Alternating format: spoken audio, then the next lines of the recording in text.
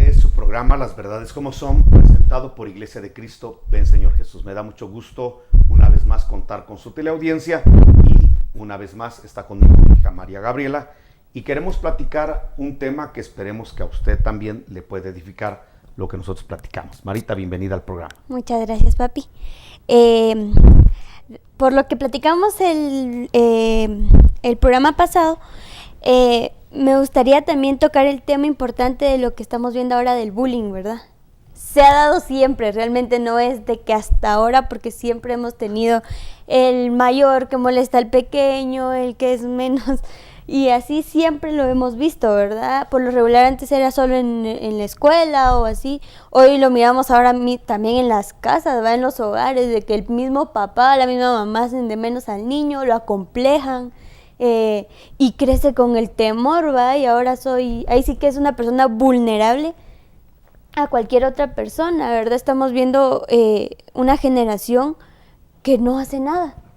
Y quizá siento yo, esto tiene mucho que ver en el sentido de que yo quiero tal cosa, ay, en serio, o sea, y el simple decirle, no, hombre, como que eso para vos no, para ti no, mira, no. Acompleja, ¿verdad? Que al final es lo que hace el bullying, ¿verdad? Como yo soy más alto, tú sos un chaparro. Porque yo soy bonita, tú sos la fea, ¿verdad? Porque tú... Y al final es eso, ¿verdad? Un acomplejar, siento yo, un acomplejado mayor, acomplejar a un menor, ¿verdad? Porque al final creo que también es parte de inseguridades, ¿verdad? Pero... la importancia de esto, de no educar a nuestros hijos, de no educar y decirle, mira, no hay por qué hacer esto, ¿verdad? No, mucho menos si somos cristianos, ¿verdad? Tenemos que dar el testimonio de ser unas personas que aceptamos, queremos y respetamos a los demás, ¿verdad? Mira, hija, quizá tendríamos que, para desarrollar el tema, tendríamos que ponernos de acuerdo en algunos puntos. Número uno, tenemos que concordar que el bullying, que esa violencia que hay contra los que son diferentes, realmente es porque tenemos un mal estereotipo de ser humano. Uh-huh. Tenemos un mal estereotipo. Para empezar, tendríamos que entender que todos nosotros venimos de la nada. ¿De dónde surgimos? De la nada. Entonces, cuando tú vienes a ver tu descomposición, llegas a que eres átomo, y de un átomo vienes de la nada. Entonces, todos, de alguna manera, tenemos un origen. Nada. No éramos nada. Claro. Entonces, de hecho, cuando David habla de eso, ¿verdad? Nosotros venimos de la nada, no somos nada. Y de no ser nada, venimos a ser lo que Dios ha querido que desarrollemos. Entonces, primero tenemos que entender que todos venimos de un mismo origen. Nada. Seas rey, seas príncipe, o plebeyo, esclavo, todos venimos de la nada. Y a dónde vamos, y eso lo analiza Eclesiastés, a dónde vamos, aunque seas rico o pobre, vamos al polvo. Uh-huh. Aunque haya sido rey, al polvo. Terminamos, sí. Aunque haya sido un Alejandro Magno, al polvo. Uh-huh. Y aún una persona que nunca despuntó en nada, también está en el mismo lugar, el polvo. Esa es la reflexión de Eclesiastés. Entonces tenemos que entender en base a eso que realmente no somos ni más ni menos que otra persona. Uh-huh. Simplemente somos personas necesitadas de salvación y de redención. Claro. Porque los hombres somos una raza caída. Nuestros papás, Adán y Eva, son papás fracasados que han hecho una raza caída. Tan caída que no importa qué religión, no importa qué cultura, no importa qué nivel de sabiduría, ni qué posición económica, una persona es caída, es decir, se va a morir, se va a arrugar, va a envejecer, se va a enfermar, porque este tabernáculo, no importa quién lo habite, este tabernáculo se deshace y se deteriora. Entonces tenemos lamentablemente un mal concepto de un estereotipo de persona, porque nos han puesto hoy en día que el modelo de mujer es la que es flaca, flaca, flaca, flaca, flaca. ¿verdad? Sí. Calavérica, anoréxica. Ajá. Y realmente cuando tú ves ese estereotipo, lamentablemente muchas personas, muchas jovencitas quieren llegar al nivel de ese estereotipo. Ahora, ¿quién puso este estereotipo? ¿Fue el Espíritu Santo? No. ¿La palabra de Dios? No. Entonces, cuando las jovencitas buscan ese estereotipo, hay un problema. Muchas no lo alcanzan por su complexión física. Entonces, no alcanzan ese nivel. Entonces empiezan los complejos. Ujú. Y empiezan las burlas hacia la persona que marca una diferencia a lo que es el estereotipo. Ajá. Ahora la pregunta es, ¿pero quién puso ese estereotipo? Entonces te das cuenta que lo que el bullying, y es algo que quería analizar porque tú lo dijiste, lo que quiere, ¿cuál es el espíritu del bullying? Lo que quiere es promocionar en muchos jóvenes y señoritas un complejo de inferioridad. Como no llego al estereotipo de mujer o de hombre, entonces soy un fracasado. Entonces valgo menos.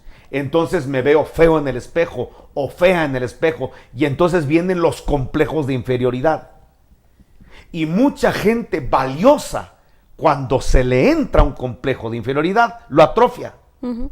Y puede ser muy hábil, pero como está atrofiado, no logra desarrollar todos los dones y talentos que Dios tiene, porque viene de un complejo.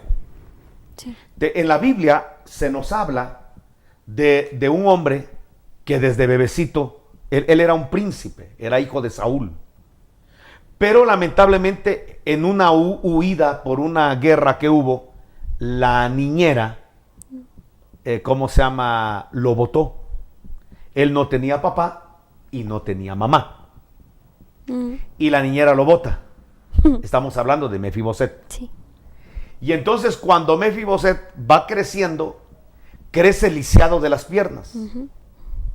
¿Te imaginas? Ese Mefiboset es un príncipe, es un hijo de Saúl, pero vive una vida miserable porque le entró el complejo, porque no puede caminar. Ajá. Y porque no tenía papá y mamá. Hay que subrayar, no tenía padres, porque yo te aseguro que ahí es donde entra la función de papá y mamá. Nuestra función es, cuando vemos que un hijo está como que acomplejado, levantarle el ánimo, la estima, porque nuestros hijos son hijos de bendición, hijos de promesa. Ustedes son una bendición para nosotros. Entonces no es posible que a ustedes les entre de repente, siendo príncipes como Mefiboset, un complejo donde se sientan lisiados. Fíjate que cuando Mefiboset fue llamado por David para entrar al palacio, las palabras de Mefiboset fue: rey, se le postró, ¿cómo te fijas en mí si soy un perro muerto? O sea que cuando Mefiboset se miraba en el espejo, decía: he aquí un perro muerto. Ni siquiera un perro, un perro muerto. Sí. Ni siquiera un perro callejero, no, un perro muerto. Entonces, ¿qué podía desarrollar Mefiboset siendo un príncipe? ¿Qué podía desarrollar si él mismo se ve en el espejo como un perro muerto? Entonces nosotros tenemos muchos jóvenes con valores, pero son gordos, pero son chaparros, pero son flacos, pero son altos, pero son encorvados, pero son valiosísimos. Ajá. Tienen unos talentos, ya sea en el arte, en la cultura, en las matemáticas, en la habilidad de expresión. Tienen muchas bendiciones, pero cuando les entra por el bullying un complejo, los atrofian. Y entonces hay muchas personas que, siendo emisarios del diablo, con una burla pueden atrofiar a una persona. Claro. Con una risa de la forma de sus ojos, de sus oídos, de su cabello, ya con eso lo puede amarrar en esa burla a un complejo de inferioridad, a sentirse un perro muerto que no logre desarrollar todo lo que hay en la tierra. Yo quiero decirle a todo joven que se ha visto feo en el espejo, que ha querido ser como otra persona porque esa otra persona sí es bonita, quiero decirle que Dios le ha dado talentos, te ha dado belleza, te ha dado bendición. Y si ya tienes un complejo, recuerda que a Jesús también le hicieron bullying. A él le quitaron su ropa, lo desnudaron. A ver si no ese es un bullying espantoso. Claro. Le pusieron en burla un manto de púrpura. Después sus ropas se la quitaron, se la repartieron. Le tapaban los ojos y le pegaban y le decían, adivina quién te pegó. Le pusieron una corona de espinas. Se burlaban de él. A ver si eres rey, una corona de espinas. Le hicieron un bullying espantoso. Claro. Pero eso lo sufrió Jesús porque sabía que a usted le iban a hacer bullying y entonces usted iba a necesitar de sanidad en el corazón. Claro. Y la Biblia dice que el Señor padeció todo lo que padeció para sustituirnos. Es decir, que si usted se siente feo, se siente gordo, se siente chaparro, se siente moreno, no está contento con su raza, no está contento con su posición económica, pues el Señor ya sufrió eso para que nosotros podamos ser ahora liberados, porque por sus llagas, por sus heridas, hemos sido nosotros sanados. Claro. Por eso David se acercó a Mefiboset como una figura del Redentor Jesucristo para llamarlo al palacio y decirle, eres un príncipe, no eres un perro muerto, te sentarás a mi mesa, comerás de los manjares y toda la herencia que has perdido, que no has querido administrar, porque te sientes un perro muerto, yo te lo devuelvo para que te conviertas en un administrador y te conviertas en una persona productiva, porque no eres un perro muerto. Entonces decirle a los jóvenes, no eres el gordo, no eres el chaparro, no eres el feo, no eres el negro, no eres el blanco, eres una persona que tiene talentos, que el Señor cuando te trajo a esta tierra tenía un propósito para tu vida, que no es que estés acomplejado, que te sientas un gusano, que te sientas una persona que no tiene habilidades, que no tiene belleza, sino para que entiendas que Jesús quiere sanar tu corazón. Y los padres de familia tenemos que revisar cuál es la estima de nuestros hijos para ver cuáles son sus niveles y entonces poder apoyarlos para que salgan adelante, para que esas burlas que hay alrededor de ellos no las escuchen.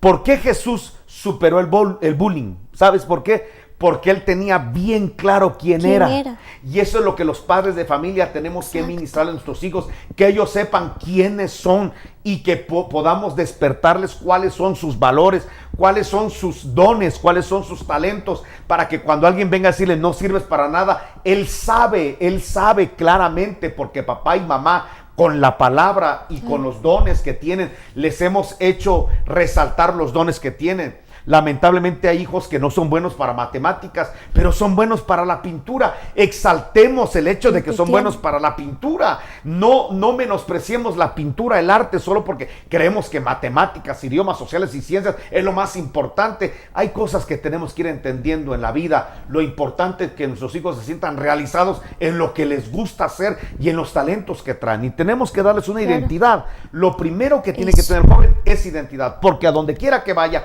algún aprovechado se burlará de su tamaño, de su color, de su raza, de lo que sea. Pero si tiene el joven bien claro quién es, ¿qué importa lo que le digan alrededor? Como a Jesús, ¿qué le importaba la burla, el bullying que le hicieron, los golpes que recibió cuando estuvo frente a Pilatos y le preguntó a Pilatos, ¿tú eres rey? Jesús le dijo, para esto nací, para ser rey. Lo que pasa es que mi reino no es de este mundo. Ahí mantuvo la identidad y ahí nos dio a entender que el bullying no le hizo daño porque tenía identidad. La única forma, porque va a ser muy difícil que nuestros hijos lleguen a una institución, que lleguen a un lugar de trabajo, a una universidad, a un hospital, a donde sea, sin que pueda llegar a ver gente alrededor queriendo hacer bullying.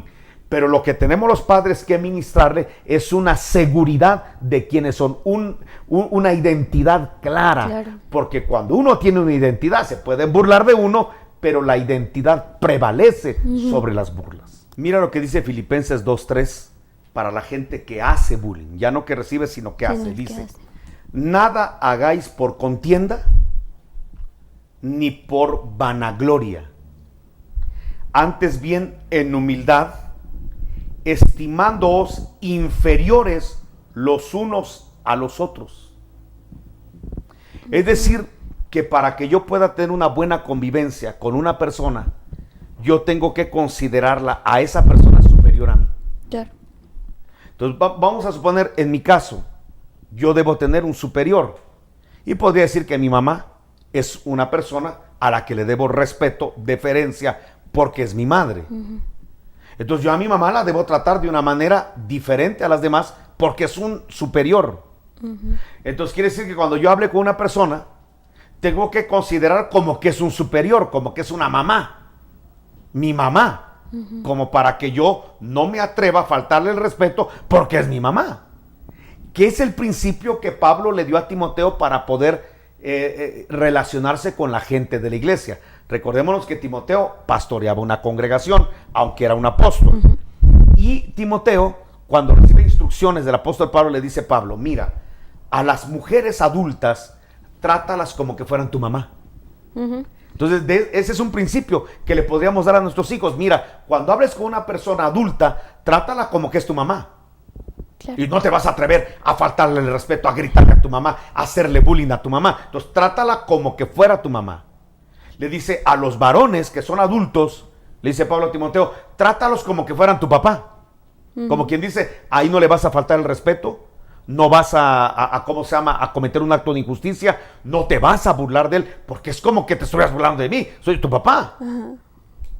Pues sí, y si vas a tratar a una hermana, trátala a una mujer de la iglesia, jovencita, o a un joven de la iglesia, trátalo como que fueran tus hermanos, como fuera tu hermana. Ahora, aquí hay un problema. Si en la casa el hijo le falta el respeto a la mamá, le falta el respeto al papá y a los hermanos, ¿cómo aplicarles ese pasaje? Claro. si no respeta a papá y mamá? Claro. Por eso se entiende que en la casa, ahí nace el respeto. En el hogar debe nacer el respeto, es el epicentro de donde sale el respeto para los demás. Porque si tú respetas a tu padre, respetas a tu madre y a tus hermanos, de esa manera vas a tratar a la gente de afuera, porque a los jóvenes de tu edad los vas a tratar como a tus hermanos, a las mujeres adultas como a tu mamá y a los adultos como a tu papá. Entonces siempre va a haber un nivel de respeto, que son los principios. Por eso el apóstol Pablo dice, considérate inferior al que está enfrente de ti. Y esa es una regla de convivencia para hacer amistades, para nunca tener problemas con nadie. Creo que la iglesia ha perdido, en algunos sectores, ha perdido el principio de la humildad, que el apóstol Pablo dice aquí, con humildad. Y la humildad es que si te ponen una mejilla, pongas la otra. Es decir, humildad. Pero hemos perdido la humildad, donde alguien me hace algo, ¿quién se cree? Y entonces la identidad la hemos usado para arrogancia, para soberbia, para orgullo, para no dejarme de nadie. Y hemos perdido los principios de humildad. Y principios de humildad que Dios valora. Acuérdate que David fue conforme al corazón de Dios, pero si algo tenía David era un espíritu de humildad frente a su autoridad Saúl, que a Saúl valía la pena de matarlo, valía la pena hablar mal de él. Nunca habló mal de Saúl. Claro. Nunca se levantó contra Saúl porque era una autoridad, manteniendo el principio de humildad y el principio de autoridad. Si nosotros mantuviéramos esos principios en nuestras relaciones interpersonales, tendríamos una eficacia muy buena con los consiervos, con los líderes de la iglesia, con las ovejas, entre ovejas, porque platicaríamos con alguien pensando que es un superior. Te voy a contar algo que me pasó, creo que tú te recordarás de eso, eras un poco pequeña, pero hubo un hermano que nos dijo que nos iba a tener un grupo reunidos en Mazatenango. Y nosotros fuimos a Mazatenango desde muy temprano para aprovechar el clima de allá y estar en la reunión. Cuando yo llegué a la reunión, íbamos ya cansados, cuando llegué a la reunión me di cuenta, tocamos y no había nadie en esa casa. No sabe. Yo ya le llamé al hermano, estoy estacionado frente a la dirección que me diste y no hay nadie. Ay, hermano, me dijo, pero como no concretamos nada. Y sí habíamos concretado de que la reunión iba a ser a las 7 de la mañana en esa dirección de Mazatenango y que me iba a tener reunión no sé cuántas personas. Y no pasó nada. Entonces me entró un momento de ira y somaté estoy diciendo, ahora vámonos, ¿va? Pero dentro de mi mente carnal, yo pensé, cuando lleguemos a Shela, ese va a saber quién soy yo. Ese fue mi pensamiento. Ajá. Entonces vino el Espíritu y me preguntó, ¿y quién eres? Qué fuerte. Y entonces me vino ese pasaje que estoy leyendo de Filipenses 2:3. Considera a tu hermano como superior. Entonces, ahí en ese tiempo mi papá estaba vivo, digo, ¿quién es mi superior? Mi papá. Si mi papá hubiera cometido esa acción, yo jamás le hubiera dicho, mira, ¿por qué hiciste eso? No. Jamás, porque es mi padre. Y si entonces, ¿por qué no hice yo algo con el hermano? Ni siquiera le reclamé. ¿Por qué? Porque consideré que fue mi papá el que cometió el error. Lo consideré como un superior. Yeah. Entonces yo creo que he aprendido, y tenemos que aprender, que cuando vemos a una persona como superior, entonces podemos soportar ciertas situaciones, errores, que puedan cometer hacia nosotros y de esa manera mantener la convivencia. Claro. No sé si me estoy Sí, entendiendo. claro que sí. Lo mismo, ¿verdad? Como pueblo, más que todo con la juventud cristiana, ¿verdad? El no querer, porque muchas veces caemos, ¿verdad? En la carne, en la presión de grupo, pero el momento en el que a veces decimos no, y yo no tomo gracias, y empieza, ¿verdad? Porque es la pura gana de llegar a un fastidio de, ok, témenlo, ¿verdad? Porque es, ¿y por qué? ¿Y según qué? Y hasta se burlan de la palabra, ¿verdad? Hay Jesús gente hizo que... vino. Exacto, Mira, y eso... si lo multiplicó, y no, y conocí una persona que dijo abiertamente en la clase, "Ay, yo no voy a tener un novio hasta que sea la persona que yo me va a casar, y yo me quiero casar como a los 25, 26, así que hasta los 24 más o menos voy a tener un novio".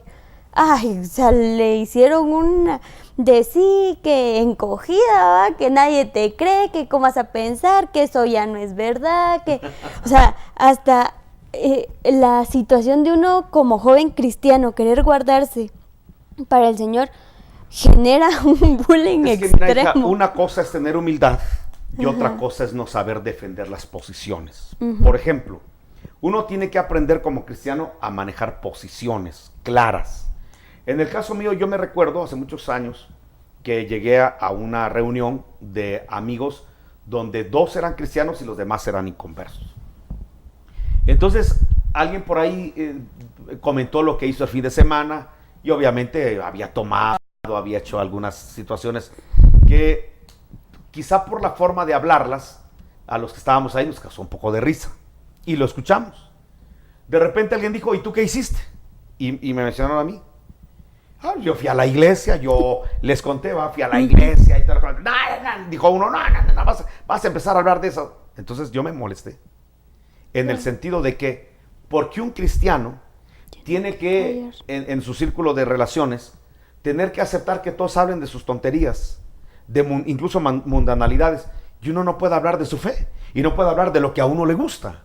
Claro. Entonces yo se lo dije, un momentito, le dije. Yo ya escuché cosas que a mí, la verdad, me parecen estupideces. Alguien que se emborrache y que hace, para mí, lo que hiciste fue el ridículo. No quiero imaginarme qué piensa tu hijo de ti. No quiero imaginarme qué pensaron, cuántos se rieron de las tonterías que estás contando, que nosotros nos estamos riendo. Y no entiendo por qué yo no pueda contar lo que recibí en la iglesia de lo que predicó mi pastor, que no entiendo por qué no puedo compartir lo que mi apóstol dijo. Y que no lo puedas tolerar, entonces no eres mi amigo. Claro. Entonces no eres un buen compañero, entonces puedes pasar a retirarte e irte. No es aquello de que, bueno, como no me aceptan porque yo voy a hablar de la Biblia, me retiro. Momentito, uno toma el liderazgo, porque ahí es donde se cumple la palabra que somos cabeza y no cola. Claro. Y entonces ya todos le dijeron, no, hombre, cálmate, sí, él tiene toda la razón. Y ya, entonces, desde ahí, yo tengo una armonía con ellos, nos reunimos cada tiempo que se puede, y nos reunimos, y desde luego yo llego a compartir de la palabra. Ahora ya hasta me preguntan, ahora mira de qué has predicado, y es diferente. Claro. ¿Me explico? Pero una cosa es de que a uno, como cristiano, lo quieran, te digo, como que humillar, y otra cosa es que uno lo permita. Claro. Hay momentos en los cuales uno tiene que defender la fe en el sentido de que, momentito, ¿qué está pasando? ¿Va? Me ha pasado en muchos grupos, me ha pasado mucho porque pues gracias a Dios tenemos una gran cantidad de amistades y de repente salimos a platicar con ellos o lo que sea, pero me ha tocado el hecho de que de repente alguna persona quiere hacer una burla. Voy a contarles un chiste de Jesús, ¿vos me das permiso? No. No, claro. No va. Y si alguien mira, dice que Jesús estaba con sus hijos, momentito, cálmate, eso a mí me ofende. Así que por favor, no quiero que lo hagas. Claro. Por ejemplo, yo he tenido momentos en los cuales de repente alguien se dice una mala palabra y ¡pum! Perdón, dicen a uno, ¿va? Y yo le digo, está bien, pero no lo vuelvas a hacer. O sea, no digo, no tengas pena, hazlo. No, está bien, pero no lo vas a hacer. Claro. O sea, creo que uno debe mantener como que sea en su posición. En la universidad lo mismo. Uno no llega a la universidad a contradecir a los catedráticos, no llega uno a ser pelear. el problemático del salón. Pero hay momentos en los cuales hay que levantar la mano y marcar ciertas posiciones. Sí. Yo estudié en la Landívar y me acuerdo que llegó era director de la Landívar, un sacerdote jesuita, y me acuerdo que un día llegó a hablar tonterías de Jesús. Y ya llegó un momento en el cual ya le había oído muchas, porque daba el curso de filosofía, ya le había escuchado muchas cosas malas, ¿va? O sea, desinformación. Y llegó un momento en que ya, cuando él mismo dijo, va, incluso él me tiró al ruedo, ¿tú qué piensas de eso? Me parece que totalmente en desacuerdo, va. Claro. Usted está falseando la escritura, la Biblia no dice esto, y la situación por la cual mis compañeros muchas veces no se acercan a Dios es por los conceptos que se está ponderando, porque la Biblia dice esto, y ya me paré yo casi a predicar, pues, va. Entonces, yo lo que pienso es que hay momentos en los cuales Dios nos va a permitir pararnos y poner una posición donde la gente, wow, hasta me decían a mí, vos sos pastor, me decían, yo en ese tiempo no, para nada, vos sos pastor, me decían, no, pero o sea, llega un momento en el cual te llevas hasta la admiración de la gente. O sea, los cristianos no tenemos que tener temor de exponer nuestra fe. No tenemos temor como David, pruébenos, pruébame 10 días, y si mi rostro no es mejor, entonces yo cedo a lo tuyo. Claro. Me explico, o sea, sí. Daniel era un hombre impresionante, Sadrach, Mesach y Abednego también. Ajá. A mí me llama la atención que todos los jóvenes israelitas se postraron ante la imagen que hizo Nabucodonosor, menos estos 3. Claro. Y mostraron su posición, y todavía los quiso humillar Nabucodonosor. ¿Será que su Dios los va a librar de mi mano y del horno de fuego? Entonces ellos le contestaron muy sabios, pues la verdad, como dijo el mariachi, puede que sí, puede que no. Exacto. Puede que sí, y no, Dios podía hacerlo, puede, pero a lo mejor no. Eso no lo sabemos. No sabemos porque Dios tiene soberanía y hace como quiere, y puede librarte como no puede librarte. Y de todos modos sigue siendo Dios. Claro. De todos modos sigue siendo rey, poderoso, soberano. Y sigo creyendo. Entonces la respuesta me gustó mucho. La respuesta es clara. No sabemos si nos va a librar. No nos ha venido notificación a nuestro espíritu de qué va a pasar. Pero de algo estamos seguros. Nosotros, aunque suene el sonido de bocina, jamás nos postraremos. O sea, nosotros, claro, qué vaya a hacer Dios no sabemos, pero nosotros sí sabemos la convicción que tenemos. No nos postraremos delante de tu imagen. Y punto. Entonces yo creo que los cristianos tenemos que manejar un criterio donde no sabemos qué va a hacer Dios, pero sí debemos estar seguros de lo que vamos a hacer nosotros. Y nosotros no vamos a doblegarnos por la presión de grupo, por evitar cualquier situación,